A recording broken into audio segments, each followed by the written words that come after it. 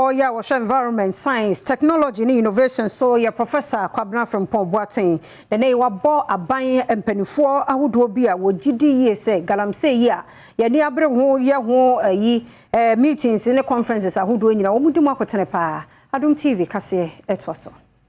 Kane Swafo no na share environment, science and technology and innovation. Professor Frimpong Boateng ensemo kruchi edigu nkrata so ediko mampeni asoye edifa nipa bi mu a wo mo ho bon galamsey ho nsem ewo mamu ha no enam so ama mampeni ekufuado etiku se wo mo enyemu nhwehwemu na wei ana nkrata manjoyonline.com ensa aka edifa nkrata Kane Swafo yi etro ediko ma chief of staff no enipa bi mu din ebeto odwa no penifo a wo mo ewo omamu ha ensem no echimu se wode womanfo bi edin atudwa na safoi eka ho bi ana womo ama ne kwan ama anamon a wotu ede ahwese galamsey ho nsem ebebrase no etimi abem wode tudwa se womanfo na womo ebon wo galamsey ho nsem yimu na bi ewo mampeni asoeye ebi nso eye mrahye bedwafo galamsey ana ekosui eye ganafo ana womo efa womanfo a womo efri Chinese ana no mo eni omu di sa dwumadi no Kane Swafo yi ekotena TV station bi so ewo enkraha ede tudwa se excavator dodo bi a eyire aye ewo mamu a omanfo ebo ne sombo no eyempenifo bi a womo wo omamu ha ene hyeda ede sa sombo no ebo no